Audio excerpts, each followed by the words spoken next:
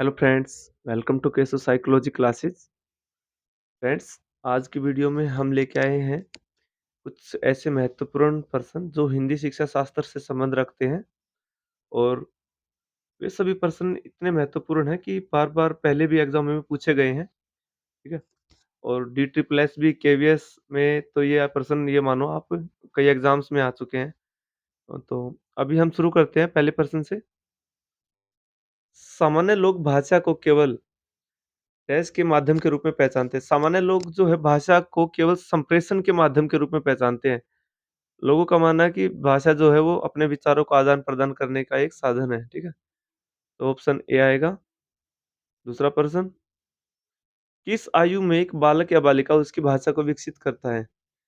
जो बालक अपनी भाषा का विकास करना शुरू कर देते हैं, वो जो आयु है, वो है 4 वर्ष। 4 वर्ष की आयु में बच्चा अपनी भाषा को डेवलप करना शुरू कर देता है, ठीक है? तो ऑप्शन नंबर सी।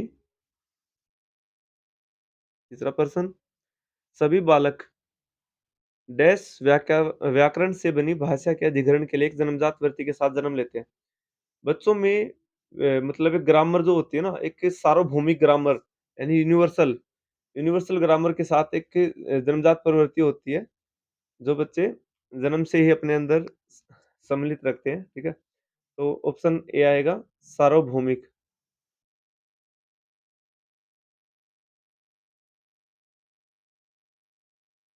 आते हैं नेक्स्ट क्वेश्चन पे।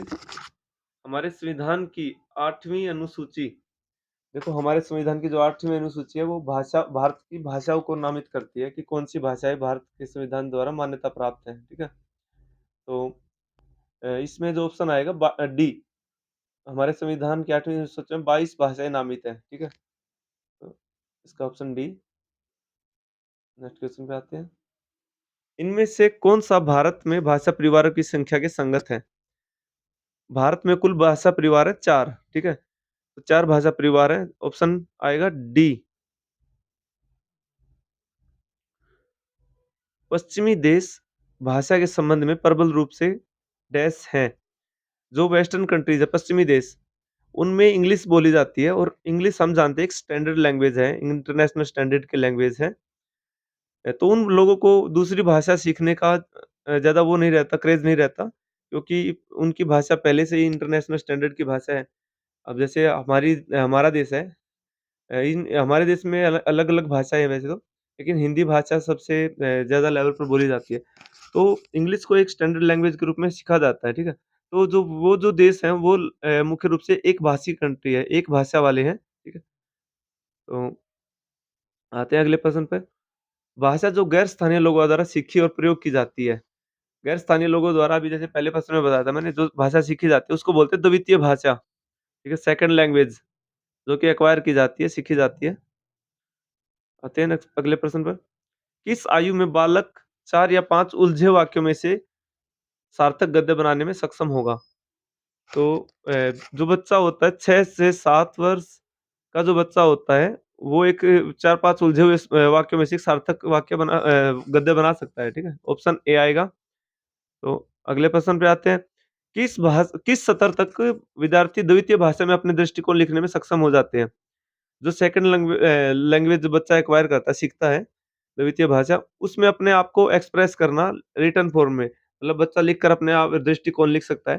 तो वो बच्चा कर पाता है, मोस्टली बच्चों की बात होती है यहाँ पे। ऐसा नहीं है कि कोई एक आध बच्चा थोड़ा-सा जल्दी भी सीख सकता है, ठीक है? तो ज़्यादातर बच्चों की बात होती है, तो यहाँ पे आता है उच्च प्राथमिक स्तर। उच्च प्राथमिक स्तर के जो बच्चे होते हैं, वो द्वितीय भाषा में अपने व्यूज़ लिखने के सक्षम हो जाते हैं। नेक्स्ट क्वेश्चन, द्वित भाषावाद के सकारात्मक परिणाम मिलते हैं, जो स्थानांतरित किए जा सकते हैं। इसे डैश भी कहा जाता है। द्विभाषावाद के जब सकारात्मक परिणाम मिलते हैं, ठीक है? तो उनमें सकारात्मक स्थानांतरण होता है, ठीक है? पॉजिटिव ट्रांसफर ऑफ व्यूज़, ठीक है, लैंग्वेज, तो इसका ऑप्शन आएगा सी। अगले प्रश्न पे आते हैं।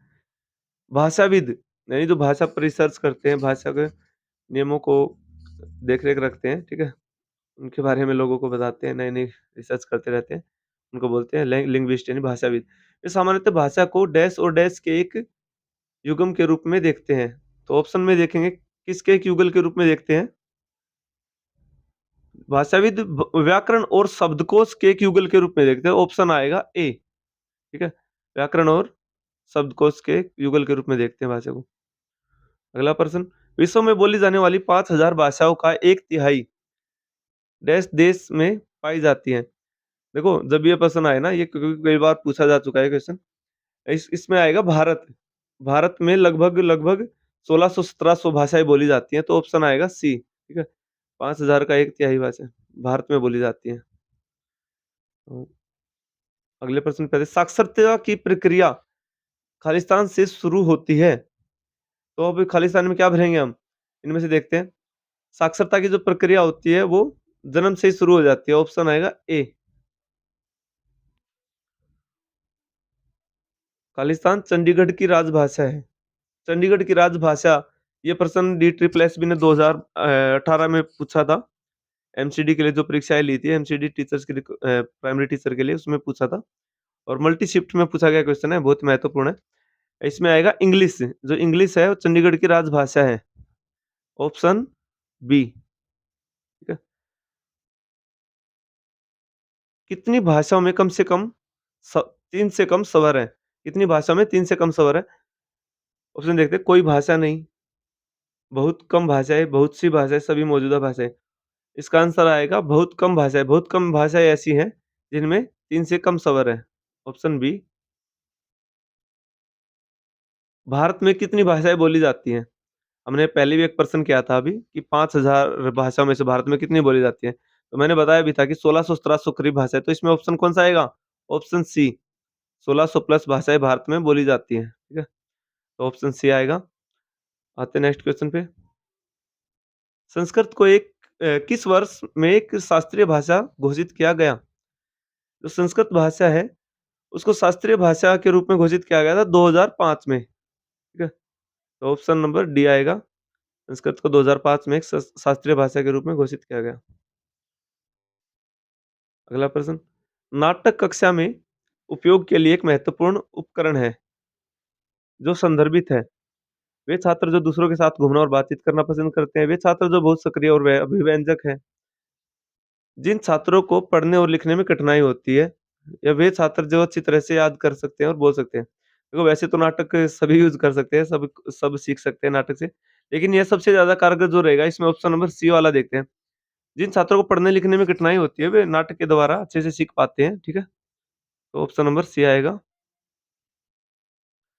भारत जैसे एक देश में लगभग प्रत्येक इतनी दूरी पर भाषा परिवर्तित होती है। ऑप्शन देखेंगे कौन-सा आंसर आएगा। ये प्रश्न भी पहले पूछा जा चुका है डी ट्रिपल एसबी में। तो इसका आंसर आएगा 15 से 20 किलोमीटर, और मैं बताता हूँ ये आंसर क्यों आएगा। आप लोग हिंदी की बुक्स वगैरह पढ़ते होंगे, तो कहीं पे आपने पढ़ा भी होगा या सुना भी होगा, ठीक है? एक कहावत भी है, कोस-कोस पर पानी बदले, 4 कोस पर वाणी। वाणी का मतलब भाषा, मतलब लगभग 4 कोस पर भाषा बदल जाती है। अब ये आप एक कोस में लगभग 3 से, वैसे तो अलग-अलग विद्वानों ने कोस की अलग-अलग दूरी बताई है, अलग-अलग मापन मेज़रमेंट बताया है। लेकिन जो एक कोस की जो माना जाता है, वो है लगभग 3 से 4 किलोमीटर होता है, ठीक है? तो आप ये 4 कोस में लगाओगे तो 15 से 20 किलोमीटर इसका आंसर आएगा, ऑप्शन बी, ठीक है? निम्नलिखित में से कौन-सा भारत का एक भाषा परिवार नहीं है? पहले भी एक प्रश्न आया था कि भारत के भाषा परिवार, मैंने बताया था कि 4 भाषा परिवार होते हैं भारत में, ठीक है? तो इनमें से देखते हैं कौन-सा भारत का भाषा परिवार नहीं है। ऑस्ट्रो एशियन, ये भी भारत का भाषा परिवार है। द्रविडियन भी एक भाषा परिवार है, और तिब्बतो बर्मन भी एक भाषा परिवार है। ऑप्शन नंबर डी, जो एक भाषा भाषा परिवार नहीं है। जाट जाट एक भाषा परिवार नहीं है। जाट एक भारत की जाति है, ठीक है? एक भाषा परिवार है, तो ऑप्शन नंबर आएगा डी। तो फ्रेंड्स, यदि आपको हमारी ये कक्षा पसंद आई हो, ये प्रैक्टिस सेट पसंद आया हो, और आपको लगता है कि आपको ऐसी वीडियो देखने को मिले, तो हमारे चैनल को सब्सक्राइब ज़रूर करें। और ऐसे ही क्लास में अलग-अलग टॉपिक से संबंधित अलग-अलग पेडागोजी, अलग-अलग विषय की पेडागोजी से संबंधित हम क्लास लेके आएँगे। तो जुड़े रहिए हमारे चैनल से। बाय-बाय।